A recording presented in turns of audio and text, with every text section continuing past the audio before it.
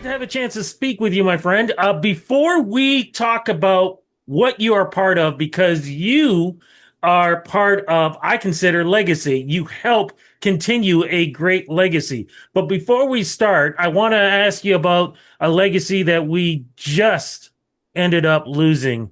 And of course, we're talking about the Prince of Darkness, Ozzy Osbourne. I wanted to get your thoughts before we begin. I'm hearing this for the first time. I did Oh, not my know that. goodness. Yeah. Is that like Yeah. last night or today? It happened. He passed away this morning at the age of 76. Wow. It's hey, good for him for hanging on that long. He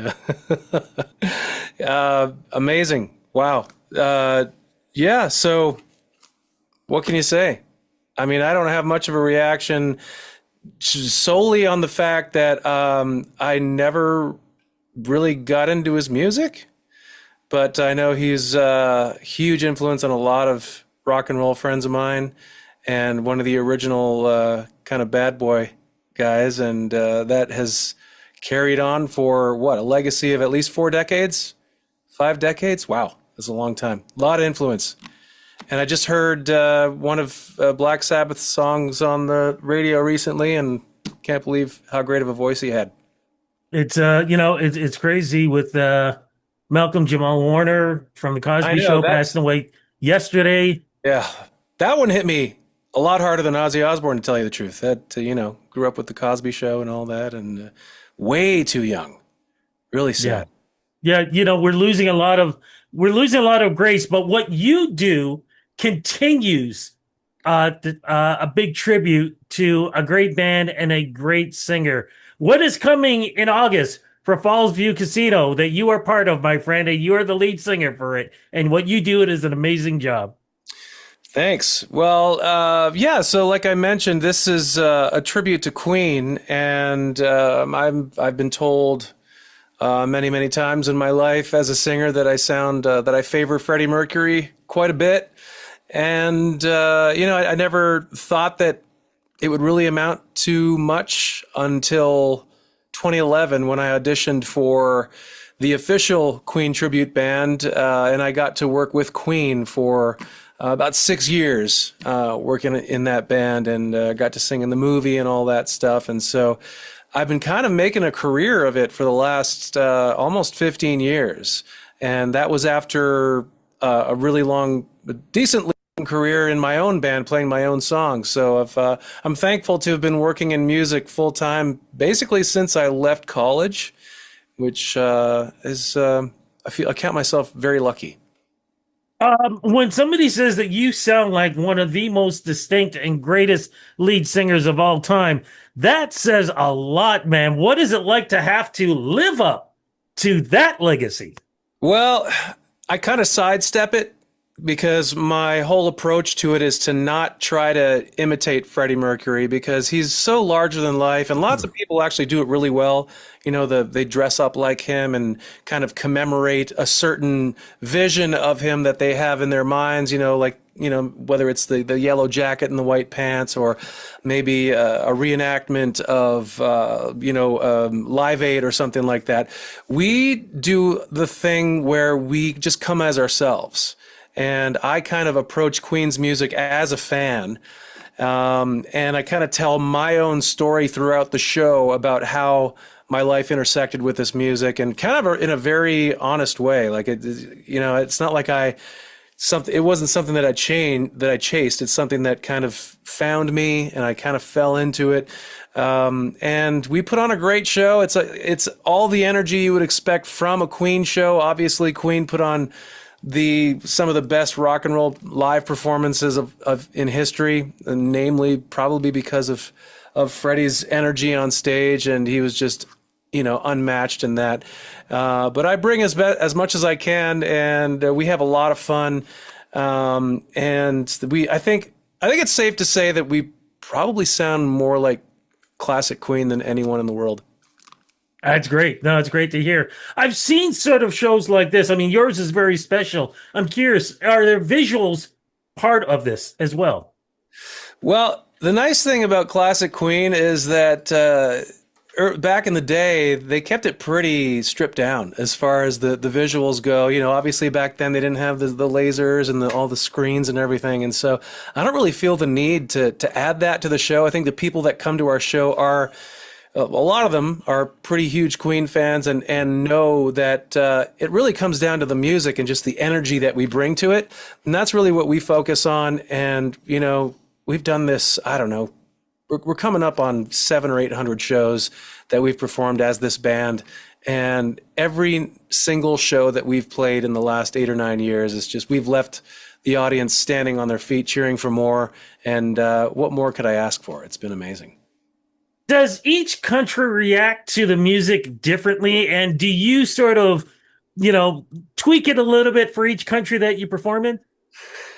Do we tweak it? No, to answer your first question, yes, it is fascinating for me to watch the audience depending on what country we're in. And I actually talk about this a little bit in the show. Like the nice thing about Queen is that it's really universally loved all over the world. We spend a lot of time south of the border.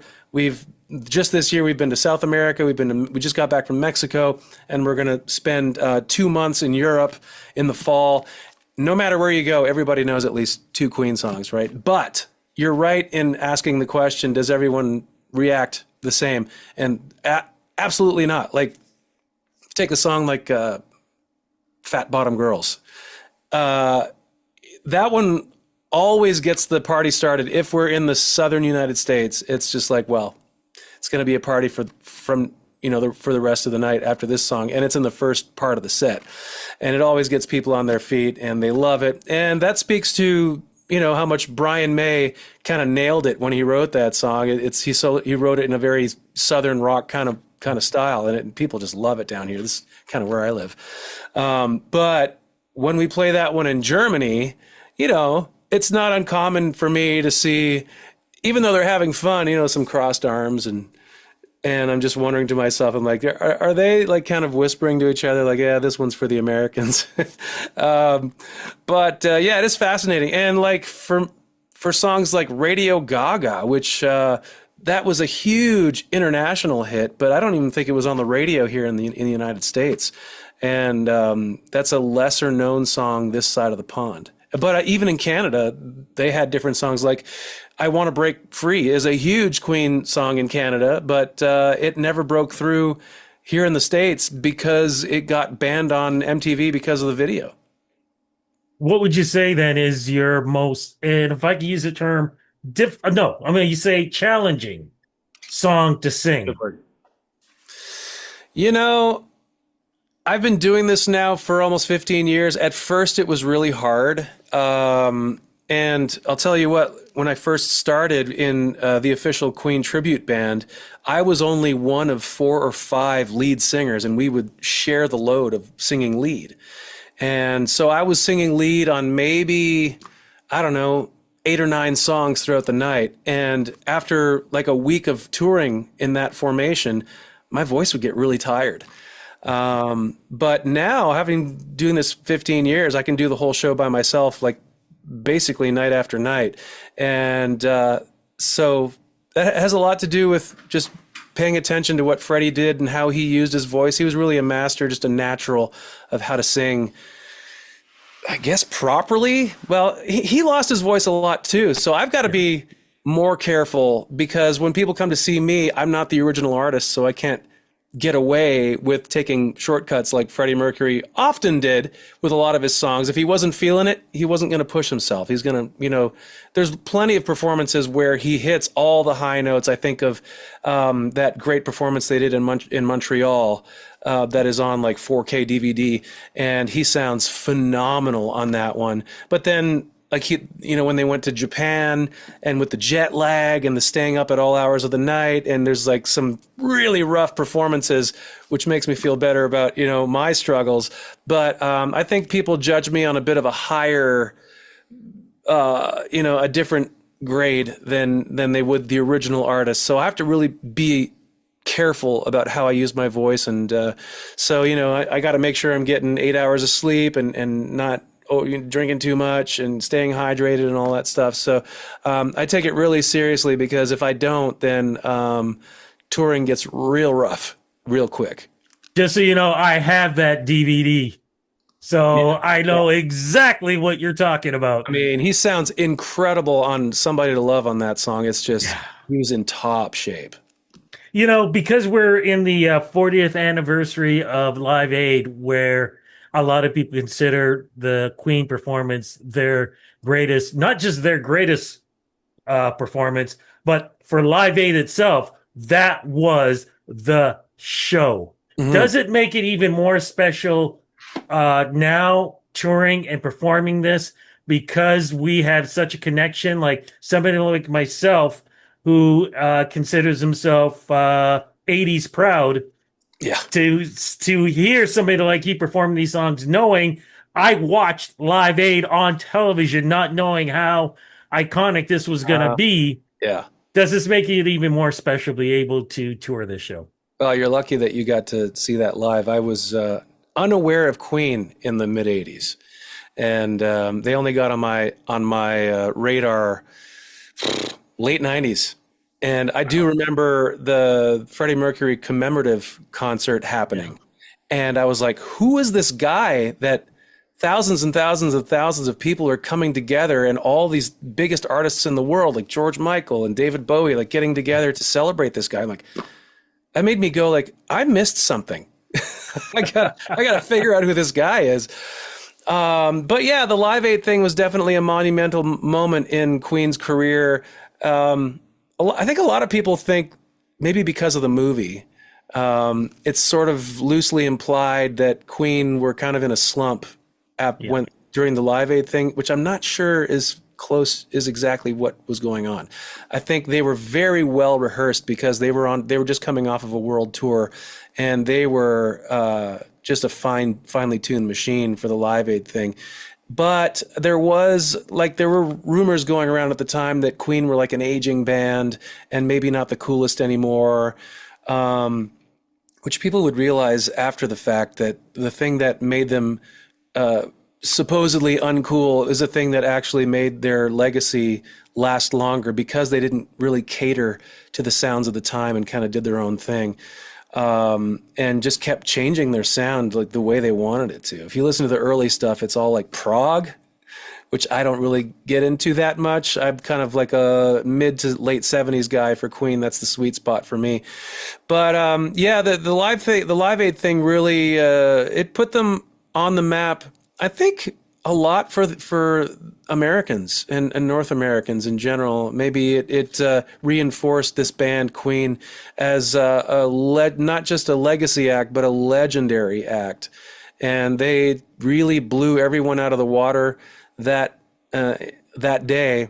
And if it puts Queen on people's minds more than usual today, and it helps anyone performing Queen have a better audience, I'll take it. Like when the movie came out in 2018, that certainly didn't hurt our audience numbers, and we really enjoyed that for a while. And just one of those acts that's just universal. What song do you enjoy performing most, and why? It changes. Also, besides Bohemian Rhapsody, it's hard to beat Bohemian Rhapsody. It's just a joy to perform that one. It always just is such a high point of the show. In my opinion, it's the greatest rock and roll song of all time. It just breaks all the rules, but at the same time has so many memorable aspects to it. I love performing Bohemian Under Pressure. It's the only real spot in the night where I get to share lead vocals with someone in the band. My guitar player does a mean David Bowie, besides doing an incredible Brian May. And Love of My Life, where I get to just kind of play on the piano by myself with the audience singing along, is a really beautiful moment. Somebody to Love is a really special song to me because it's the one that started it all for me when I auditioned for Roger Taylor back in 2011. So there's so many great moments. It's really hard to pick. There's got to be, I can, we're going to get a chance to see this when you're at Fallsview, but I'm only just thinking about the audience. There's got to be like joy and happiness and sometimes tears for fans just missing the original members of this band performing it. And again, you guys help at least give us those moments back again. Well, I don't I don't think that Queen's music needs any help in the longevity realm of things, but I'm happy to be anyway in spoken in the same sentence as one of the greatest rock bands of all time, and we sure have a lot of fun playing this stuff, and we don't get up to Ontario nearly enough, and I'd love to keep playing in your neck of the woods more because it's my home country, and we've played a lot of Quebec, but not a whole lot of Ontario, and I think there's a bit of a hunger for it. I'd love to get up there more, but looking We forward need, to Fallsview. yeah, we need you back here. One last question for fans who have not ever seen this show. What do you want to say to them? Well, if you love Queen, I can guarantee a great time. And if you're even just a casual classic rock appreciator, I can guarantee a great time. And it's a great time for all ages. I don't know if this is this at a casino. I don't know if it's all ages, this particular show, but when it is, everyone has a good time. One of my favorite things to see is grandparents with their children and their children's children come to the show. It's I have a 5-year-old nephew who loves this stuff, and it's it's a no-brainer, as they say. So come have a great time. It's a great rock show, and I can't wait to sing for you. Love it. Oh, I lied. One more question. Oh, Merch. go for it. Please tell me there's merch. Yeah, we've got Good. T-shirts and stickers and whatnot. So come by the merch table and help support the live music.